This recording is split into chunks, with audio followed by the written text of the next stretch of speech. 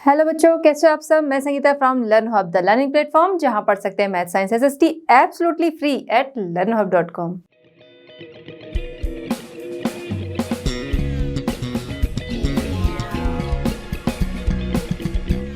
बच्चों, आज हम डिस्कस करेंगे NCERT solutions for class 10। Topic हमारा है डेवलपमेंट, क्वेश्चन नंबर 7 to 13।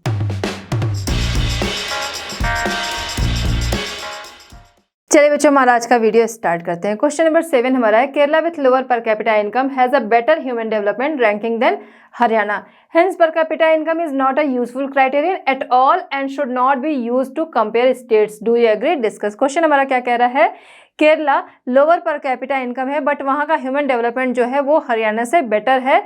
पर capita income is not a useful criterion. पर कैपिटा इनकम जो है वो किसी भी कंट्री का डेवलपमेंट या किसी भी स्टेट का डेवलपमेंट जज करने के लिए सही मापदंड नहीं है कि इस आधार पर, इस बेस पर किसी भी स्टेट को कंपेयर नहीं करना चाहिए। क्या आप इससे अग्री हैं? और डिस्कस करिए। चलिए समझते हैं। पर कैपिटा इनकम, सिर्फ इसी को आधार बनाकर किसी भी कंट्री या किसी भी स्टेट को जज करना गलत है। वहाँ का डेवलपमेंट या कह सकते हैं ह्यूमन डेवलपमेंट जो है वो हम सिर्फ पर कैपिटा इनकम के आधार पर जज नहीं कर सकते हैं। कंपैरिजन ऑफ पर capita income is done only on the basis of average income which is not a sufficient parameter. ये सफिशिएंट पैरामीटर नहीं है। इसके अन्य पहलुओं को भी हमें देखना चाहिए, जैसे education, birth death rate and health. इन सारी चीज़ों को भी हमें ध्यान में रखना चाहिए। इसके आधार पर किसी भी कंट्री का डेवलपमेंट जो है वो डिसाइड किया जाना चाहिए। अब इसे हम एक टेबल के द्वारा समझेंगे। यहाँ पर एक टेबल है हमारे सामने, हरियाणा एंड केरला, इनकी पर कैपिटा इनकम है। हरियाणा की 1,62,034 रुपीज़ है 2015-16 के अकॉर्डिंग। केरला देखेंगे, केरला की 1,40,190 रुपीज़ है पर कैपिटा इनकम। अब हम इसके बाकी पहलुओं को भी देखेंगे। यहाँ पर क्या है, पर कैपिटा इनकम अगर हम देखेंगे तो केरला की कम है हरियाणा से, लेकिन केरला का जो ह्यूमन डेवलपमेंट है वो हरियाणा से बेटर है। कैसे, समझते हैं। अब यहाँ पर हम इसके बाकी चीज़ों को भी देखेंगे। अब जैसे सबसे पहले हम देखेंगे लिटरेसी देखेंगे। लिटरेसी क्या है, केरला की अगर हम देखते हैं लिटरेसी रेट अगर हम केरला का देखेंगे तो लिटरेसी रेट अगर हम हरियाणा का, यहाँ ऊपर हरियाणा है तो सबसे पहले हम हरियाणा की बात करेंगे। तो अगर हम लिटरेसी रेट देखते हैं हरियाणा का, तो हरियाणा का लिटरेसी रेट क्या है, वो है 82%। ठीक है, हरियाणा का लिटरेसी रेट 82%। अब यहीं केरला का अगर हम देखेंगे तो वो आएगा 94%। अब इसके बाद हम बात करते हैं मोर्टेलिटी रेट की। तो हरियाणा का मोर्टेलिटी रेट की अगर हम बात करते हैं, मोर्टेलिटी रेट, लिटरेसी रेट, तो मोर्टेलिटी रेट अगर हम हरियाणा का देखेंगे, मोर्टेलिटी रेट मीन्स जिन बच्चों का जन्म होता है पर 1000 बच्चों पे जितने बच्चों की डेथ हो जाती है, वो जिसके लिए हम देख रहे हैं कि NPP 2000 के अकॉर्डिंग क्या है कि जो मृत्यु दर है, जो बच्चे जन्म लेते हैं उनकी मृत्यु दर जो है वो बिलो 30 करने की कोशिश की जा रही है। तो अगर हम हरियाणा की बात यहाँ पर कर रहे हैं, मोर्टेलिटी रेट जो है हरियाणा का अगर हम देखेंगे कि पर 1000 बच्चों के जन्म पे कितने बच्चों की मृत्यु हो रही है, कितने बच्चों की डेथ हो रही है, तो वो क्या है, यहाँ पर वो है 33। और अगर यही हम केरला का देखते हैं तो केरला का क्या है, केरला का है 10। तो काफ़ी डिफरेंस है। अगर हम लिटरेसी रेट देख रहे हैं तो उसमें भी केरला बेटर है, और अगर हम मोर्टेलिटी रेट देख रहे हैं तो वहाँ भी केरला बेटर है। अब इसके बाद हम देखते हैं attendance rate. Attendance rate means जो बच्चे जो हमारी एजुकेशन जो कंपलसरी की गई है कि 14 ईयर्स तक कंपलसरी एंड फ्री एजुकेशन जो है उसकी अगर हम बात करें तो हरियाणा में यहाँ पर क्या है, अटेंडेंस रेट की अगर हम बात करें, अटेंडेंस रेट की बात करते हैं तो इस हरियाणा में कितना है, हरियाणा में अटेंडेंस रेट की बात कर रहे हैं तो वो है हमारा 63%। ठीक है, 63% जो अटेंडेंस रेट है वहाँ का, यानी कि 14 ईयर्स तक के जो बच्चे स्कूल जाते हैं 63% तक जाते हैं। अगर केरला की बात करते हैं, वहीं केरला में है 84%। तो यहाँ पे भी क्या है, केरला बेटर है। तो सिर्फ हम अगर बात करें पर कैपिटा इनकम के आधार पर इन्हें जज करने की, दोनों स्टेट को कंपेयर करने की, तो वो सही तरीका नहीं है। सफिशिएंट पैरामीटर वो नहीं है। सफिशिएंट पैरामीटर क्या है कि बाकी चीज़ों को भी हमें देखना है चाहिए और उस आधार पर, उस बेस पर उनका जजमेंट करना चाहिए। चलिए बच्चे देखते हैं क्वेश्चन नंबर 8। क्वेश्चन नंबर 8 हमारा है, find out the present source of energy that are used by the people in India, what could be the other possibilities 50 years from now. Question हमारा क्या कह रहा है कि इंडिया में प्रेजेंट सोर्स एनर्जी के कौन से हैं और नेक्स्ट 50 ईयर्स में उनकी क्या कंडीशन होगी। तो प्रेजेंट सोर्स क्या है इंडिया के, ये देखते हैं। The present source of energy that are used by the people in India, mineral oil, natural gas, coal, hydroelectricity are being used a lot in our energy form. Apart from this, biogas, wind energy, geothermal energy, solar energy and also being used as energy. इन सारी चीज़ों का as energy हम use करते हैं, ठीक है। जो mineral oil है, अब इनमें क्या है कि कुछ नॉन रिन्यूएबल है, कुछ रिन्यूएबल है। कौन से नॉन रिन्यूएबल है, कौन रिन्यूएबल है, वो आप जानते हो। जो रिन्यू हो सकती हैं वो तो ठीक है, उनका यूज़ करें, लेकिन जो रिन्यू नहीं हो सकती हैं उनका यूज़ हमें बहुत सोच समझ के करना चाहिए। और वैसे भी इनका ही यूज़ हम पुराने टाइम से करते आ रहे हैं। जो नॉन रिन्यूएबल है, जो रिन्यूएबल है, उनका यूज़ तो समय के साथ अब बढ़ रहा है, उस पर लोग ध्यान दे रहे हैं, लेकिन ज़्यादा यूज़ किसका रहा है, वो रहा है नॉन रिन्यूएबल। तो अगर इनका हमने समझदारी से यूज़ नहीं किया, नॉन रिन्यूएबल जैसे मिनरल गैस है हमारा, मिनरल ऑयल है, नेचुरल गैस वगैरह है, ये कोल है, ये सारी चीज़ें हमारी क्या है, ये नॉन रिन्यूएबल है। और रिन्यूएबल में हमारा सोलार एनर्जी, विंड एनर्जी, ये सारी चीज़ें हैं, ये एनर्जीज हैं जिनका यूज़ करते हैं। तो ज़्यादा से ज़्यादा क्या यूज़ होता है हमारे, नॉन रिन्यूएबल होता है। समय के साथ ध्यान देना होगा कि जो रिन्यूएबल है उन एनर्जीज़ का यूज़ किया जाए, नॉन रिन्यूएबल एनर्जीज जो हैं उनका यूज़ कम से कम किया जाए। और सबसे बड़ी चीज़, यूज़ और ओवर यूज़ या वेस्टेज जो है वो गलत है। यूज़ करना ठीक है, बस किसी भी चीज़ का ओवर यूज़ एंड वेस्टेज जो है वो गलत है।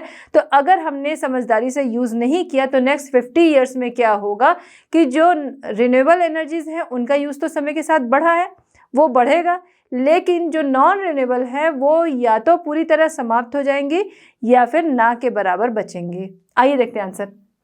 In the coming 50 years, the use of these renewable energy source will increase and those that are not renewable will end if they are not used wisely। तो क्या होगा, non renewable जो है वो अगर समझदारी से यूज़ नहीं किए जाएंगे तो नेक्स्ट 50 ईयर्स में वो या तो ना के बराबर होंगे, अगर या तो वो पूरी तरह समाप्त हो जाएंगे या ना के बराबर होंगे, मतलब बहुत कम रह जाएंगे। और रिन्यूएबल जो है वो क्या होंगे, वो उनका यूज़ इंक्रीज होगा, उनका यूज़ बढ़ेगा। चलिए बच्चों देखते हैं क्वेश्चन नंबर 9। क्वेश्चन नंबर 9 हमारा है, what is the issue of sustainability important for development. Sustainability जो है वो डेवलपमेंट के लिए क्यों इम्पॉर्टेंट है। चलिए समझते हैं सस्टेनेबिलिटी डेवलपमेंट के लिए क्यों इम्पॉर्टेंट सब्जेक्ट है। सस्टेनेबिलिटी का मतलब क्या है, सस्टेन डेवलपमेंट, लगातार होने वाला डेवलपमेंट। हम सभी चाहेंगे जिन रिसोर्सेज का हम यूज़ कर रहे हैं, जो हमारे टाइम का डेवलपमेंट है, हमारे आगे आने वाली जनरेशन तक वो डेवलपमेंट या तो बढ़े या एटलीस्ट मेंटेन रहे इसी तरीके से। लेकिन जिस तरीके से हम रिसोर्सेज का यूज़ कर रहे हैं, साइंटिस्ट का मानना है कि जिस तरीके से हम रिसोर्सेज का यूज़ कर रहे हैं, यूज़ के साथ ही हम उसका ओवर यूज़ एंड वेस्टेज कर रहे हैं। चीज़ों का यूज़ तो ठीक है but over use and wastage जो है वो ठीक नहीं है। तो जिस तरीके से हम चीज़ों का यूज़ कर रहे हैं, रिसोर्सेज का यूज़ कर रहे हैं, आगे आने वाले टाइम में वो रिसोर्सेज क्या होंगे, जल्द ही समाप्त हो जाएंगे। तो अगर हमें डेवलपमेंट को सस्टेन करना है, डेवलपमेंट की सस्टेनेबिलिटी जो है बनाए रखनी है, तो क्या करना होगा, इन रिसोर्सेज का यूज़ जो है वो हमें वाइजली करना होगा, समझदारी से करना होगा, जिससे कि हमारी आगे आने वाली जो जनरेशन है वो उस तक ये मेंटेन रहे। आइए देखते हैं, sustainability means sustainable development. We would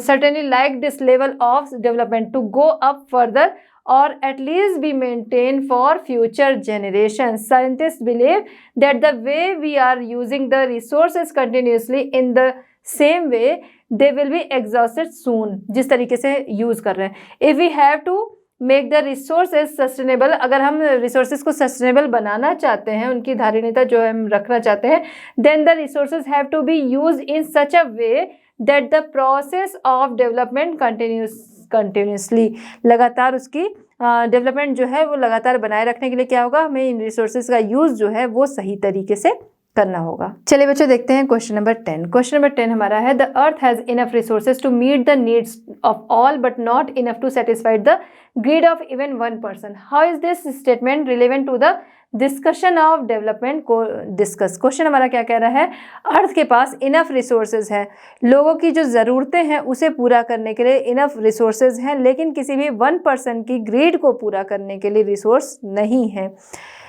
ये जो स्टेटमेंट है वो डिस्कशन ऑफ डेवलपमेंट के डिस्कशन से किस तरह से रिलेवेंट है, इस पे डिस्कस करना है। चलिए आइए समझते हैं। हमारी अर्थ के पास रिसोर्सेज जो हैं वाकई बहुत ज़्यादा हैं, उनका जो यूज़ हम करते हैं, यूज़ के साथ ही हम उसका ओवर यूज़ एंड वेस्टेज भी करते हैं। आइए देखते हैं। Human beings are using natural resources in the name of development. Development के नाम पे जो मनुष्य है वो बहुत ज़्यादा रिसोर्सेज का यूज़ करता है। डेवलपमेंट के नाम पे यूज़ के साथ ही वो ओवर यूज़ एंड वेस्टेज भी होता है। Earth has enough resources for the current use of the current population, but if a person और कंट्री यूजेज और wastage more resources than necessary, then it will destroy the resources rapidly. हमारी अर्थ के पास जो हमारी current population है, उनके current use जो हैं उसके लिए तो रिसोर्सेज हैं, लेकिन अगर कोई उनका ओवर यूज़ या वेस्टेज करता है तो वो क्या करता है, इस कंट्री के रिसोर्सेज को डिस्ट्रॉय कर रहा है, उनको नष्ट कर रहा है। This approach goes against the principle of sustainable development. ये जो अप्रोच है ना, कौन सी अप्रोच कि चीज़ों जो रिसोर्सेज हमारे हैं उनका यूज़ के साथ ही ओवर यूज़ एंड वेस्टेज, जो ये अप्रोच है ये क्या करती है, सस्टेनेबल डेवलपमेंट जो भी हमने देखा था पहले क्वेश्चन में, सस्टेनेबल डेवलपमेंट लगातार होने वाला जो डेवलपमेंट है उसकी जो ये जो सोच है इसके अगेंस्ट है, सस्टेनेबल डेवलपमेंट के अगेंस्ट है ये अप्रोच कि चीज़ों का जो यूज़ है वो सही तरीके से ना होना। तो हमारी अर्थ के पास हमने देखा ये जो स्टेटमेंट है, तो हमारी अर्थ के पास रिसोर्सेज जो हैं वो तो काफ़ी हैं, लेकिन लोगों की लालच को पूरा करने के लिए रिसोर्सेज नहीं है। चलिए बच्चों देखते हैं क्वेश्चन नंबर 11। क्वेश्चन नंबर 11 हमारा है list of examples of environmental degradation that you may have observed around you. को एग्जाम्पल देना है एनवायरमेंटल डिग्रेडेशन के जो आप अपने आसपास देखते हैं। चलिए देखते हैं। काफ़ी एनवायरमेंटल डिग्रेडेशन जो है वो हमें अपने आसपास दिखता है, क्या है उनमें से कुछ पॉइंट्स पे हम बात करते हैं। सबसे पहले बात करेंगे डिफॉरेस्टेशन।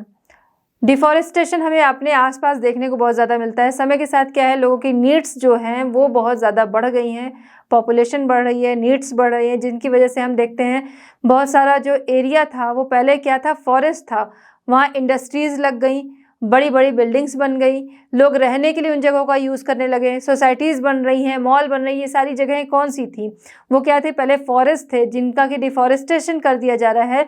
पॉपुलेशन बढ़ने से, लोगों के नीड्स बढ़ने की वजह से डिफॉरेस्टेशन हो रहा है, जो कि हमें अपने आसपास दिखता है। माइनिंग, रिसोर्सेज का बहुत ज़्यादा यूज़ है जिसकी वजह से बहुत ज़्यादा माइनिंग हो रही है। इन्वायरमेंटल डिग्रेडेशन का ये भी एक एग्जाम्पल है।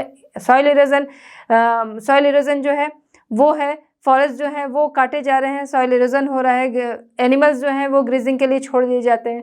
नेक्स्ट है पोल्यूशन बाय व्हीकल्स, पोल्यूशन हो रहा है व्हीकल्स के द्वारा। एयर पोल्यूशन, नॉइज़ पोल्यूशन, ये हम देखते ही हैं कि व्हीकल्स के द्वारा हो रहा है, जो कि हमारे इन्वायरमेंटल डिग्रेडेशन का ही एग्जाम्पल है। नेक्स्ट है industrial environmental degradation. Industrial environmental degradation अगर हम देख रहे हैं, इंडस्ट्रीज़ की वजह से क्या है, एयर पोल्यूशन भी होता है, वाटर पोल्यूशन भी होता है, लैंड पोल्यूशन भी हमें देखने को मिलता है। जो कचरा होता है, जो वेस्टेज वाटर होता है वो नदियों में छोड़ दिया जाता है, जो वहाँ का वेस्टेज होता है, कचरा होता है, वो कहीं भी फेंक दिया जाता है, जिसकी वजह से लैंड जो होती है, लैंड का डिग्रेडेशन होता है, सॉइल खराब होती है। वाटर हम देखते हैं, वाटर का डिग्रेडेशन कैसे होता है, एनिमल्स हैं उन्हें छोड़ दिया जाता है।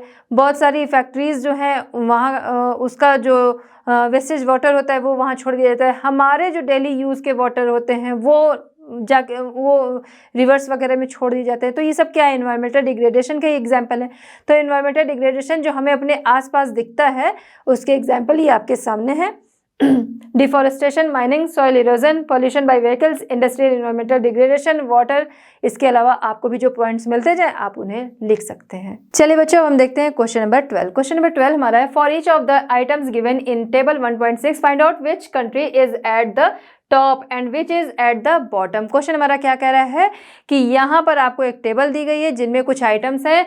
आइटम्स मीन्स GNI है, पर कैपिटा आपका लाइफ एक्सपेक्टेंसी है, SDI रैंक है, ये सारी चीज़ें हैं, ये आइटम्स हैं जिनमें आपको बताना है कि कौन सी कंट्री टॉप पर है एंड कौन सी कंट्री बॉटम पे है। चलिए ये देखते हैं कि इस टेबल में कौन कौन सी कंट्री है। पहले ये देखेंगे Sri Lanka, India, Myanmar, Pakistan, Nepal, Bangladesh. Items जो हैं वो हैं GNI gross national income per capita 2011 के according, life expectancy at birth 2017, mean year of schooling of people age 25 and above, and SDI rank in the world 2018 के अकॉर्डिंग। चलिए ये देखते हैं कि किस आइटम में कौन सी कंट्री है जो कि टॉप है एंड कौन सी बॉटम है।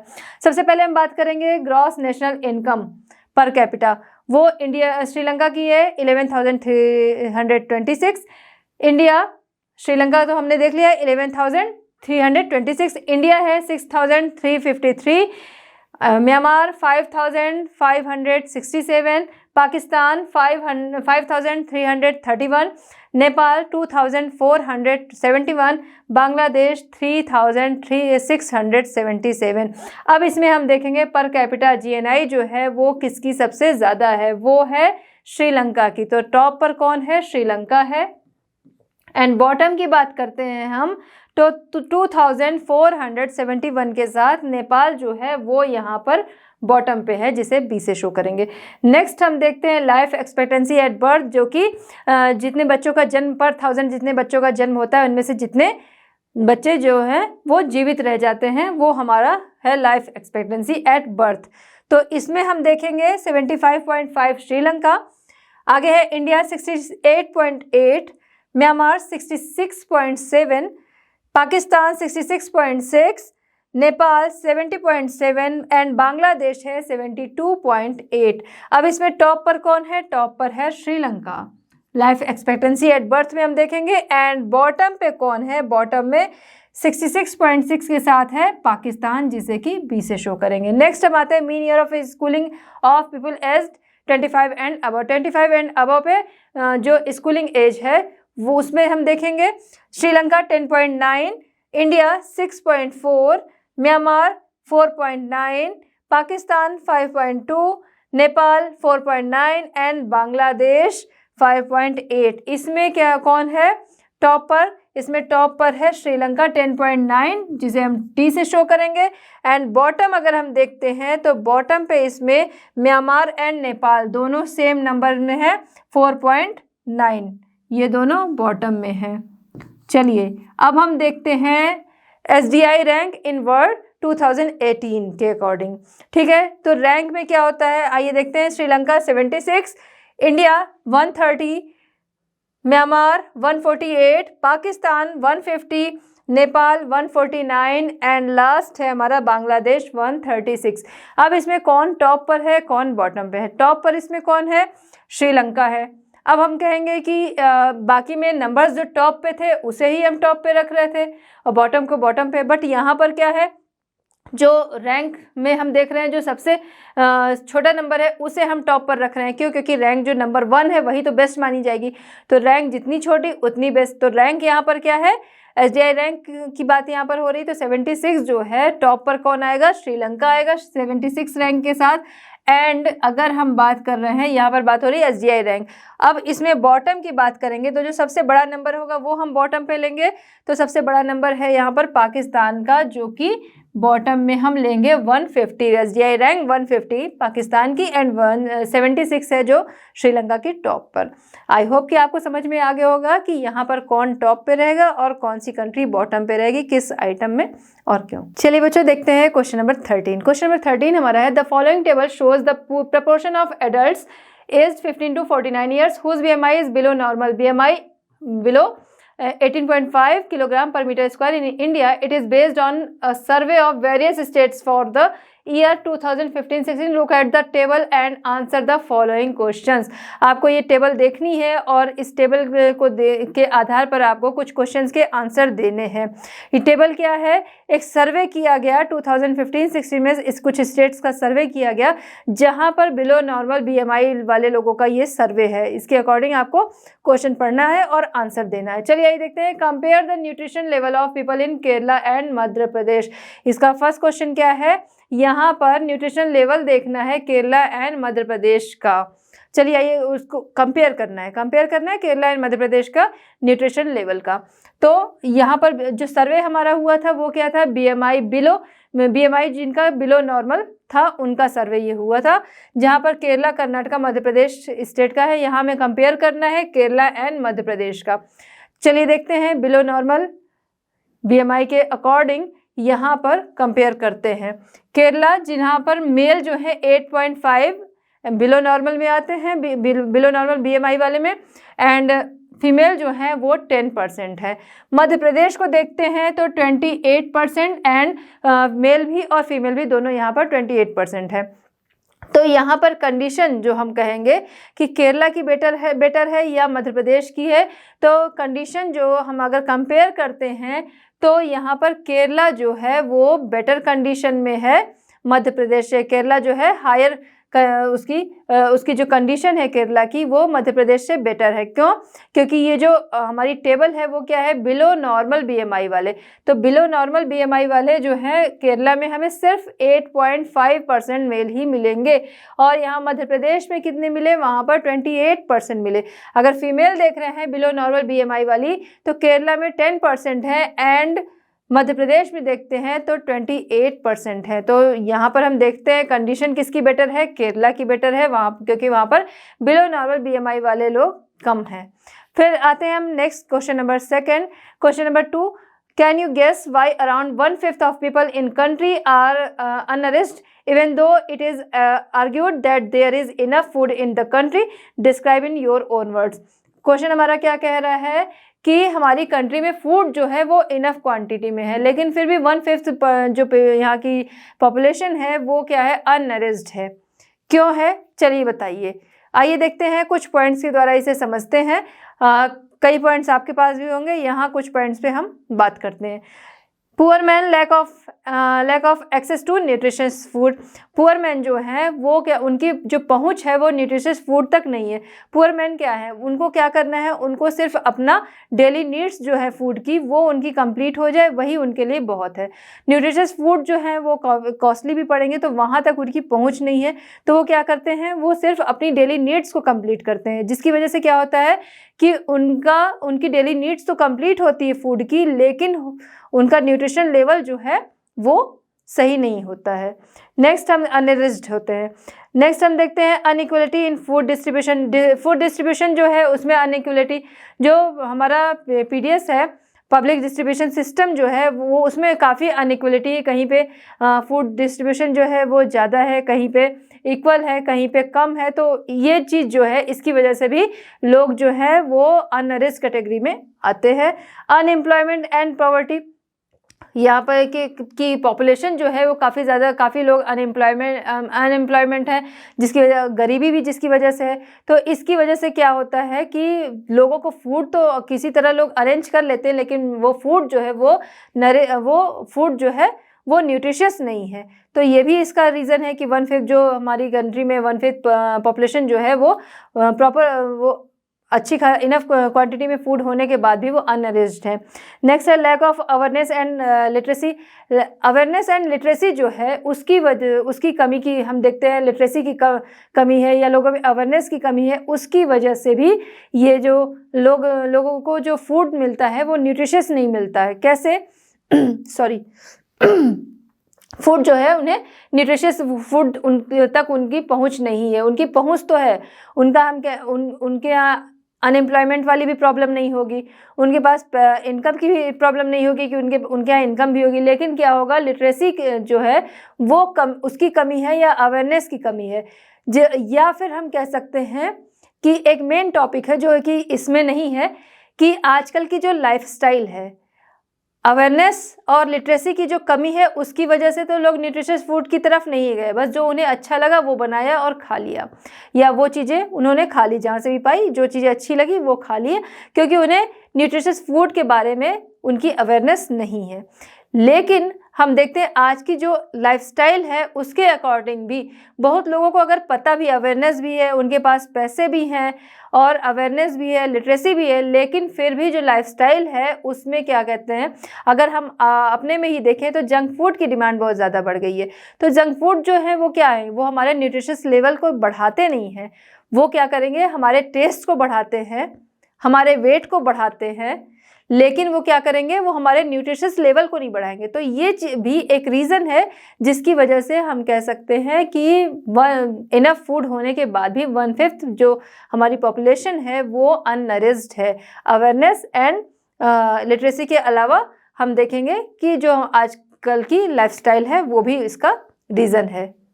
आई होप कि आपको समझ में आ गए होंगे ये दोनों जो क्वेश्चंस हैं उनके आंसर। तो बच्चों, इस तरह हमारा चैप्टर होता है कंप्लीट। मिलते हैं next chapter and next solutions के साथ at Learno Hub. Learno Hub free है पर बेस्ट है।